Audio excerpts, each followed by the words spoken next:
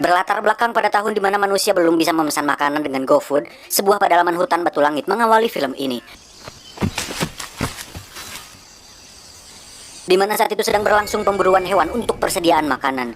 Ini adalah Jagur, sang anak dari kepala suku sekaligus tokoh utama dalam film ini, di mana dia sedang ikut berburu bersama sang ayah dan kawanannya.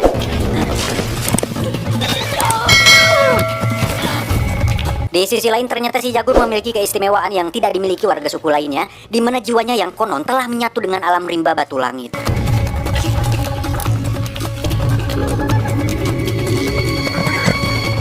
Dan berkat kemahirannya, seekor tapi raksasa telah dibuat tak berdaya oleh perangkapnya. Sorakan senang mereka pecah tatkala tiba saatnya sesi pembagian daging hasil tangkapan.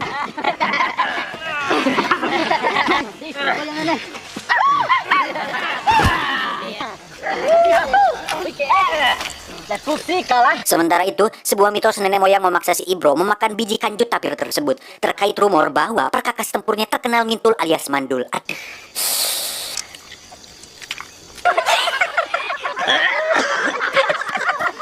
Dan ternyata dia telah terkena prank. Tak terima jadi bahan ejekan, dia langsung menyerang si Jagur sebelum akhirnya sang ayah melerainya.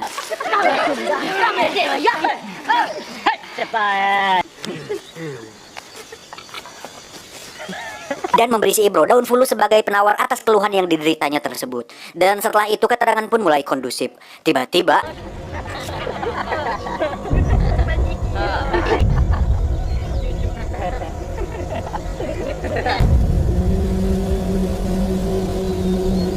insting si Jagur mendeteksi adanya sesuatu di balik gerakan dedaunan yang terhembus angin. Ternyata, sekelompok warga suku dari wilayah lain datang untuk numpang lewat sambil membarter hewan tangkapannya. Mereka ternyata bermigrasi mencari tempat lain yang lebih aman untuk menghindari serangan dari pasukan suku Maya. Konon, suku lain yang tinggal di pedalaman hutan, mereka diburu dan ditangkap pasukan tersebut untuk dijadikan korban pada ritual persembahan kepada Dewa Matahari. Si Jagur mulai berfirasat bahwa hal buruk akan segera terjadi. Namun, dia seperti tak terlalu menghiraukan hal itu.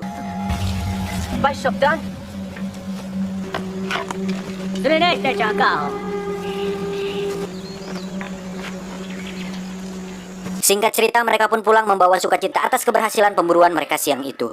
Begitupun yang dirasakan si Jagur ketika peluh perjuangannya disambut hangat sebagai buah tangan bagi anak sulungnya serta sang istri yang sedang hamil tua. Sementara itu si Ibro yang cukup yakin akan khasiat daun fulus tadi langsung menjajalnya plus penjagaan ketat dari sang ibu mertua. Namun apa yang terjadi? Si Ibro mengerang kesakitan karena padutnya justru terasa panas seperti terbakar. Oh, tidak. Sikap polosnya itu sontak mengundang gelak tawa seluruh warga suku. Karena faktanya, resep yang diberikan sang ayah tadi memang resep bohongan. Alhasil si Ibro kena prank untuk kedua kalinya. Tiba pada suatu malam mereka berkumpul bersama tetua suku Batu Langit untuk sebuah ritual meminta bimbingan roh-roh suci terkait firasat buruk si Jagur siang tadi.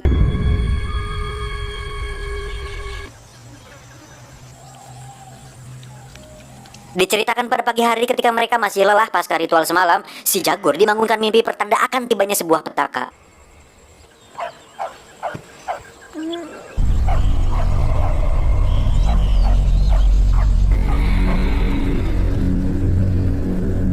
Selang beberapa saat setelah itu, terjadilah penyerangan dari suku asing yang mengakibatkan pondok mereka porak-poranda.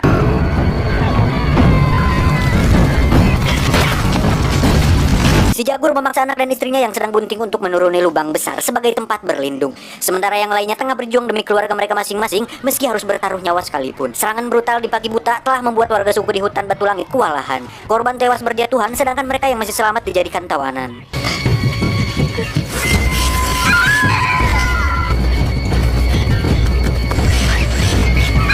Tak tahan dengan situasi tersebut, si Jagur langsung menerjang si Boled yang merupakan tangan kanan si Bargola, di mana dia adalah kapten pada insiden penyerangan tersebut. Melihat si Boled terancam, lantas si Bargola membekuk si Jagur hingga tak berdaya. Di sisi lain terbuka celah untuk si Boled membalaskan dendamnya, maka dibantailah ayah dari si Jagur itu di hadapan mata kepalanya sendiri.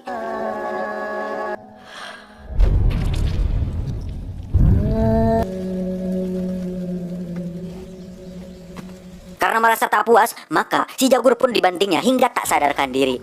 Selang beberapa saat dia sudah terikat pada suatu kerangkeng bersama saudara-saudara lainnya. Sementara itu, wajah murka jelas terlihat di wajah si Ibro ketika menonton istrinya yang sedang dipahala kehormatannya. Namun apalah daya, aku hanyalah si Ibro yang terikat dalam kerangkeng.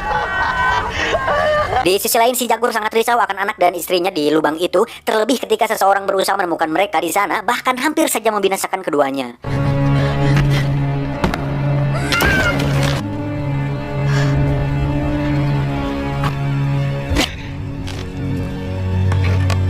Singkat cerita, semua tawanan digiring paksa pasukan tersebut dan hanya menyisakan beberapa anak kecil menyertai jasad mayat yang bergeletakan di sana.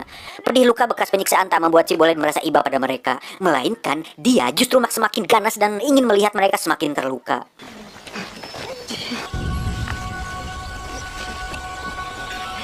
Begitulah nasib menjadi tawanan, apalagi Kapten Bargola ini terkenal sadis dan tak kenal belas kasihan.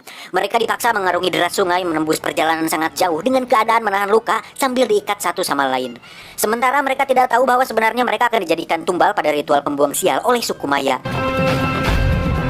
Ketika melewati jalan curam dan di bawah terik matahari, salah satu dari mereka terpeleset ke bibir jurang karena sebuah luka tusukan di perutnya. Si Jagur dan saudara yang lainnya sekuat tenaga menyelamatkannya, namun si Bolet goblok ini dengan santai sengaja melepasnya jatuh. Dalam ketidakberdayaan, mereka hanya bisa menelan emosi ketika melihat bebenguk si Bolet yang semakin berulah.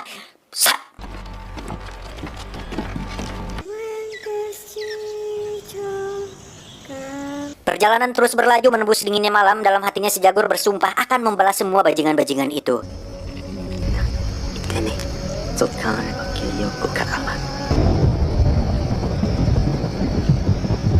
Diceritakan esok harinya ditemui seorang bocah sedang menangisi jasad ibunya yang sudah tak bernyawa. Diduga wabah cacar telah memusnahkan warga lainnya juga. Semakin mendekati mereka, semakin disingkirkan pula bocah itu. Tetapi ketika menatapi si Jagur, si bocah seperti mengetahui tanda-tanda keistimewaan dalam dirinya. Bahkan meramalkan akan kedatangan sosok lelaki pembawa jaguar di mana dipercaya sebagai seliran dewa yang nantinya akan menghancurkan peradaban suku Maya. Lelaki itu adalah Jaguar Pau alias si Jagur.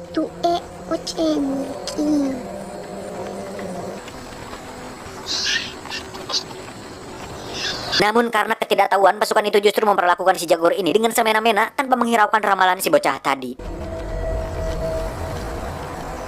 Di tempat lainnya ditemui sekumpulan orang dari suku pedalaman yang sedang ditawan dan dipekerjakan secara paksa. Mereka hidup menderita di sana, tak ada jaminan keselamatan, kesehatan, BPJS, bahkan harus kelaparan di lahan garapan jagung yang bukan untuk mereka makan. Sampai di sana si Jagur dan yang lainnya belum tahu akan dibawa kemana mereka sebenarnya. Setelah sekian lama perjalanan, sampailah di sebuah keramaian di mana seorang raja dan permaisuri berkuasa di sana. Mereka adalah suku Maya. Sebagai tawanan yang baru datang, mereka ditandai dengan cat biru untuk kemudian dikorbankan pada hari persembahan. Sedangkan tawanan wanitanya dilelang sebagai perbudakan. Melalui tahapan penyortiran, ternyata mertua si Ibro sudah habis masa kadaluarsa dan tak layak pakai lagi. Semenjak itulah mereka pun akhirnya berpisah. Menyusuri sebuah lorong, si Jagur dan yang lainnya digiring ke sebuah tempat di mana terdapat beberapa ornamen menakutkan di sepanjang dindingnya. Dari situ, mereka mulai paham bahwa di depan sana dewa kematian telah menunggunya. Kengerian mulai menghinggapi satu persatu dari mereka dikala riuh sorakan menggiringi setiap penggalan kepala yang jatuh dari atas piramid berdarah itu.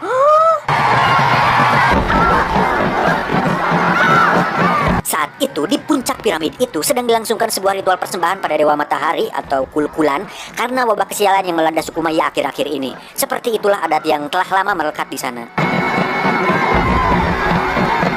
Berlaku selama ribuan tahun, mereka langsungkan persembahan itu di hadapan raja dan permaisuri yang tengah berkuasa. Sementara yang dikorbankan adalah para tawanan, yakni orang-orang buruan dari suku pedalaman. Setelah melewati arak-arakan aneh, mereka kemudian digiring menaiki puncak tertinggi piramida menuju podium Sang Algojo. Tiba di sana, Kapten Bargola lantas menyerahkan seluruh tawanannya. Kemudian dengan disaksikan raja dan permaisuri, Sang Algojo memulai tugasnya.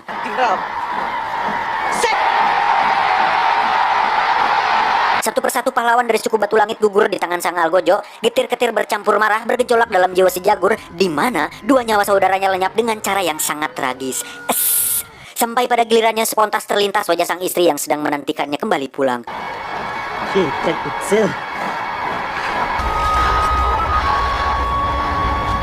Ketika detik-detik eksekusi, tiba-tiba terjadi gerhana matahari total.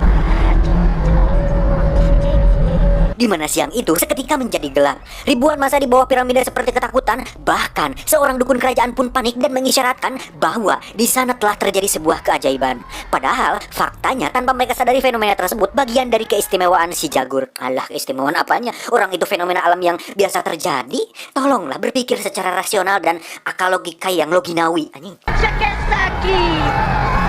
Alhasil sang Algojo tak jadi mengeksekusinya dengan alasan bahwa Dewa Matahari atau Kulkulan sudah cukup kenyang dengan darah yang telah dikorbankan. Ketika hari kembali terang, sang Algojo memerintahkan agar membuang sisa tawanan termasuk si Jagur itu sendiri.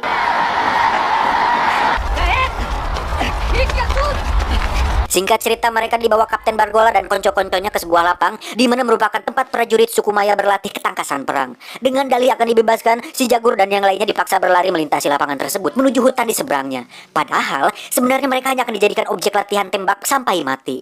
Dan jika ada yang berhasil lolos, mereka telah disediakan seorang eksekutor yang siap menghadang kemudian membantainya.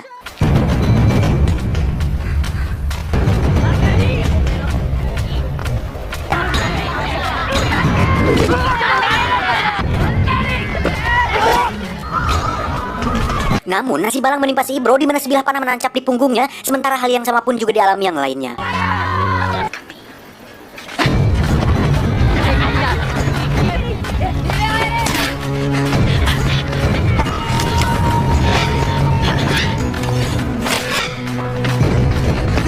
Si Jagur adalah satu-satunya yang mampu bertahan hidup meskipun sebuah lembing telah memanggang dadanya. Dengan kelebihan yang dimilikinya, dia mampu mematahkan mata lembing dan menghujamkannya di leher sang eksekutor yang merupakan anak si Bargola. Melihat anaknya pelimpungan dan tersungkur, spontan si Bargola berlari menghampirinya. Sementara itu dengan sisa kekuatan yang dimiliki oleh si Jagur, dia terus berusaha menggapai sisi dekat hutan yang dijadikan tempat pembuangan jasad mayat yang telah dikorbankan.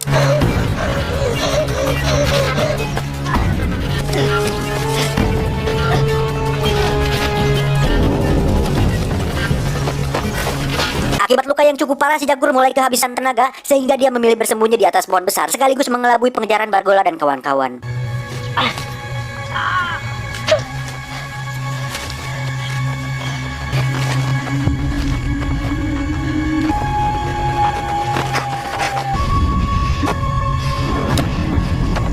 Sejauh itu siasatnya memang cukup berhasil, namun tanpa diduga terdapat seekor jaguar betina menatap marah ke arahnya.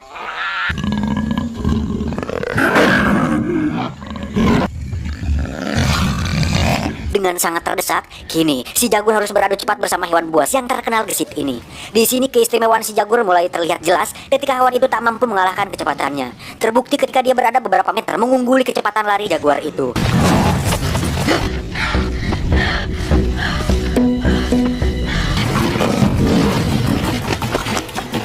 Dari arah lainnya, si Bargola dan konco-konconya datang. Tanpa basa-basi lagi, mereka pun langsung menyusul si Jagur dengan ambisi bisa segera membunuhnya. Alhasil hewan buas itu langsung menerkam siapa saja yang ada di hadapannya.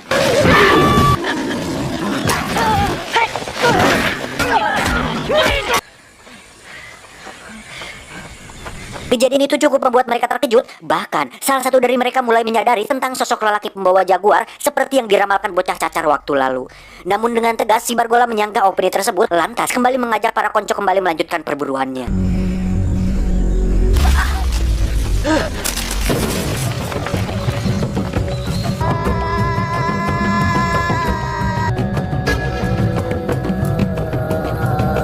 Hari berganti malam hingga malam pun kembali menjadi siang, pemburuan masih terus berlangsung alot.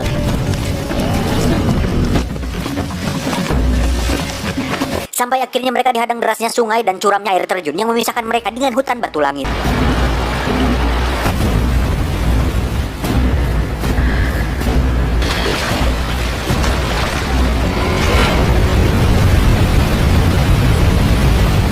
Artinya, selangkah lagi si Jagur akan kembali pada habitat aslinya. Namun rupanya si Bargola akan mati penasaran jika belum mengkuliti si Jagur hidup-hidup. Sehingga siapapun yang melemahkan misinya saat itu pasti akan dibunuhnya pula. Terpaksa para prajurit yang tersisa harus mengikuti instruksi pimpinannya, sekalipun harus nganclok dari atas jungkrang. Menyaksikan aksi nekat mereka, si Jagur terkejut hingga terperosok ke dalam lumpur hidup. Namun hal itu tak berarti apa-apa dan dia berhasil keluar dari sana.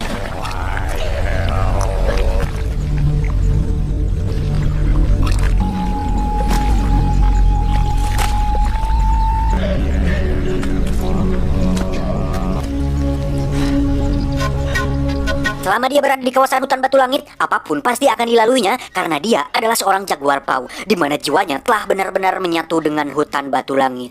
Dari situ si jaguar mulai beringas dan seperti telah siap untuk melakukan perlawanan. Tak lama pasukan si Bargola tiba di sana. Tidak tanggung-tanggung, mereka langsung disambutnya dengan lemparan granat ala-ala jaguar pau. Alhasil mereka papuket menahan gempuran serangan penyengat yang bernama ilmiah Apis dorsata, kalau Kapten Jack Sparrow menyebutnya dengan odeng.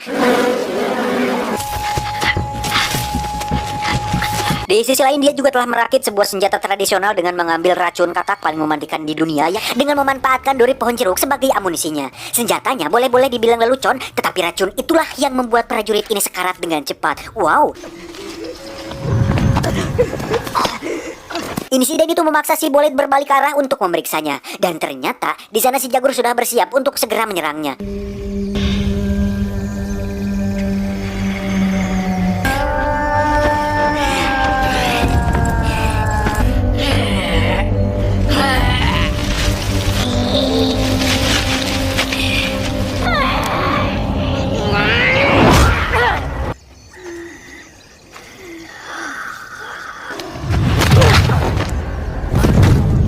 Di tempat itu, akhirnya si Bolid pun binasa, dan dengan penuh haru si Jagur mendedikasikan perjuangannya itu untuk arwah sang ayah yang sudah berada di alam sana. Di alam mana?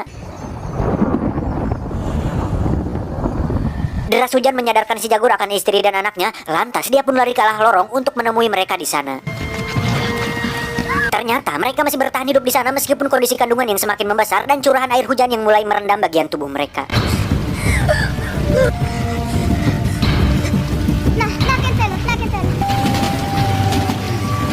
Di sisi lain, tewasnya si Bolid telah membuat si Bargola merasa kecolongan yang kesekian kalinya. Sebab itu kemarahannya semakin memuncak. Si Jagur tahu bahwa mereka masih mengejarnya, lantas dia pun kembali meninggalkan lorong itu demi keselamatan mereka.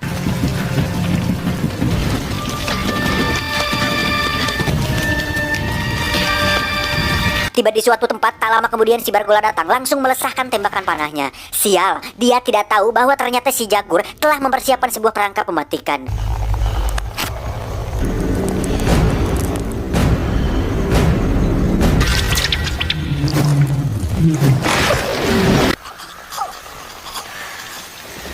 Kini tinggal dua prajurit saja yang tersisa, yaitu si Momon dan si Ocid. Di bawah deras hujan, mereka kembali diajak lari si Jagur menyusuri pedalaman hutan batu langit. Sementara air di lorong itu, curah air sudah merendam hampir seluruh tubuh seorang ibu yang sedang berjibaku menyelamatkan anak sulungnya. Padahal di sisi lain, dia juga sedang menahan rasa sakit detik-detik kelahiran anak keduanya.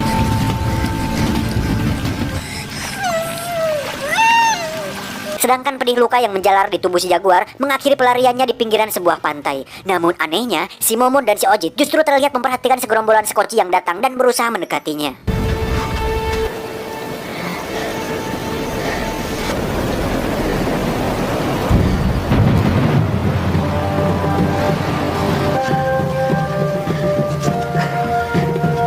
Saat-saat itulah yang kemudian dimanfaatkan si Jagur untuk kembali menengok kondisi anak dan istrinya. Setibanya di sana, dia tak kuasa menahan haru di mana sang bayi telah hadir di tengah-tengah mereka dalam keadaan selamat.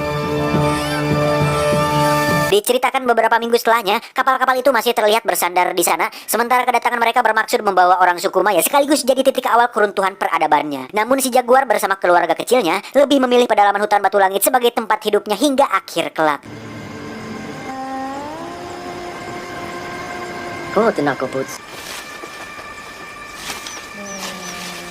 Tamat, ending yang sangat mentapirkan.